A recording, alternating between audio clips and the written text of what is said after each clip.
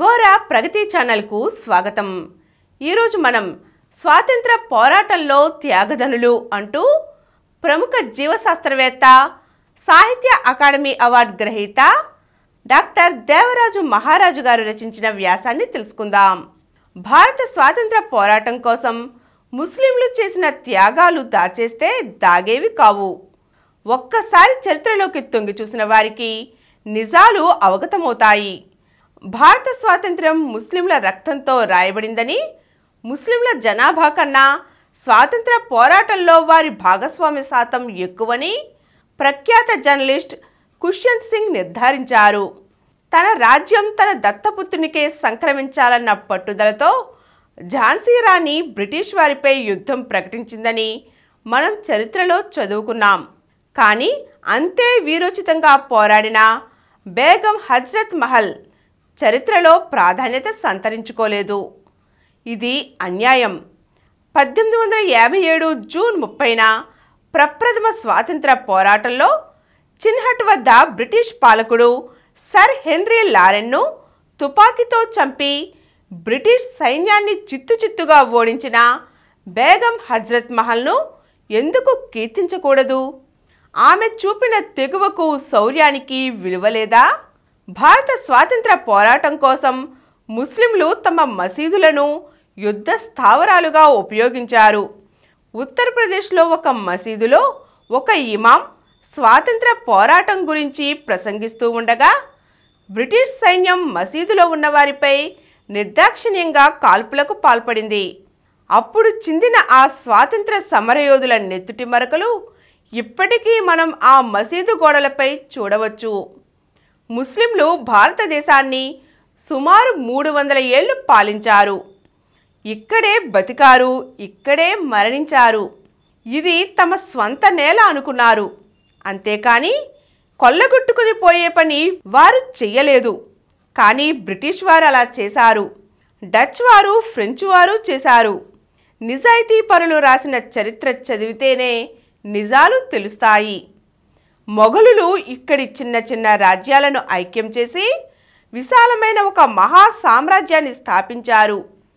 విద్య, సాహిత్యం, కళలు, భవన నిర్మాణ రంగాలలో దేశాన్ని తలమానికం చేశారు. న్యాయ, రాజకీయ, పరిపాలనా నిర్వహణ వ్యవస్థల్ని అభివృద్ధి చేశారు. న్యూఢిల్లీలోని ఇండియా గేట్ మీద 95,300 మంది సమరయోధుల పేర్లు రాస్తే అందులో 61,945 పేర్లు ముస్లిం యోధులవే. ఈ విషయాన్ని అందరూ గమనించాలి. ఇందులో గుజరాత్ రాష్ట్రానికి చెందిన రాజకీయ నాయకుల, వ్యాపార దిగ్గజాల పూర్వీకుల పేర్లు ఏవీ లేవు. తమిళనాడులో ఇస్మాయిల్ సాహెబ్, మరుదా నాయకం అనే 2 వ్యక్తులు బ్రిటిష్ వారికి వ్యతిరేకంగా నిరంతరం 7 సంవత్సరాలు పోరాడారు.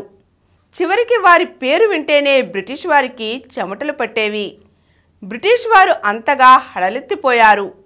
భారత స్వాతంత్ర పోరాటంలో భాగంగా బ్రిటిష్ ఈస్ట్ ఇండియా కంపెనీకి వ్యతిరేకంగా ఓడ నడిపిన మొట్టమొదటి నావికుడు కప్పలోతియా తమిళజన్.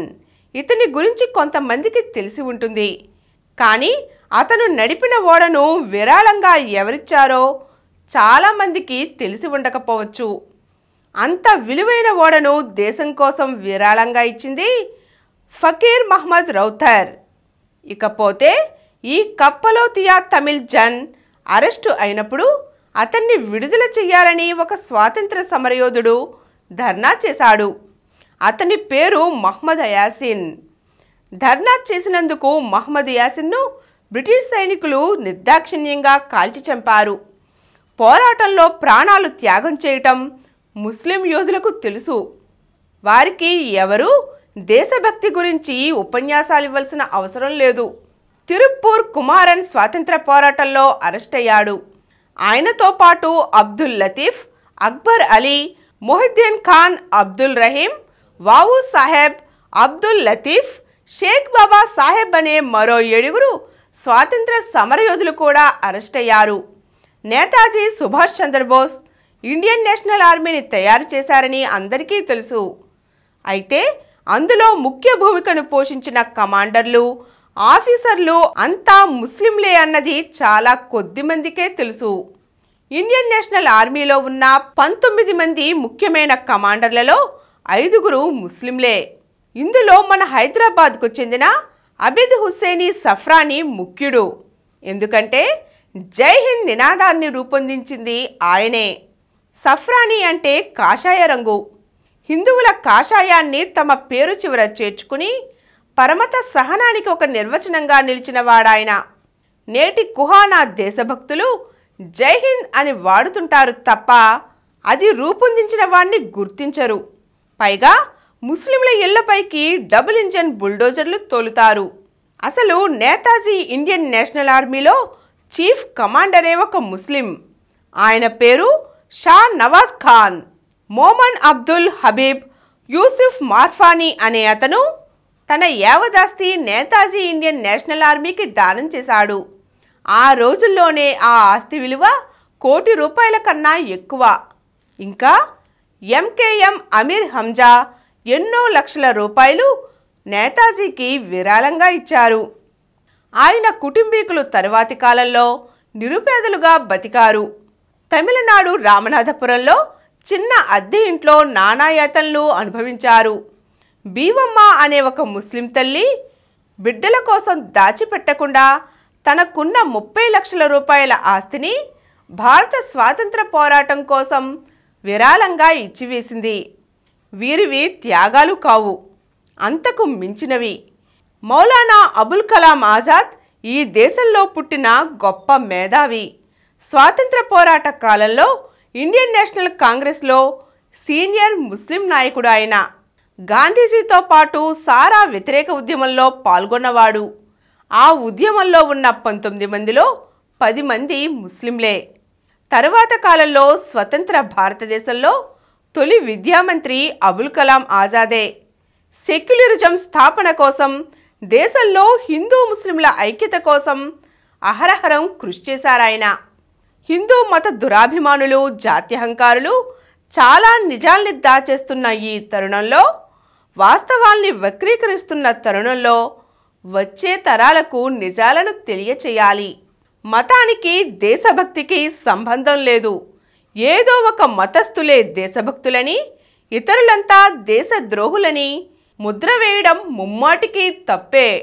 ఈరోజు మనం స్వాతంత్ర పోరాటంలో త్యాగధనులుగా నిలిచిన అనేక మంది ముస్లిం సోదరుల గురించి తెలుసుకున్నాం కదా. మరో చక్కని అంశంతో మళ్ళీ కలుద్దాం.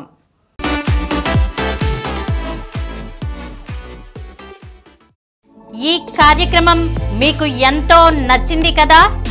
ఇటువంటి మరిన్ని వీడియోల కోసం అనతి కాలంలోనే 20 కోట్ల వ్యూస్ సాధించిన డాక్టర్ సమరం మల్టీ ఛానల్ నెట్వర్క్ సమర్పించు గోరా ప్రగతి ఛానల్కు సబ్స్క్రైబ్ చేయండి, లైక్ చేయండి, మీ ఫ్రెండ్స్కి షేర్ చేయండి.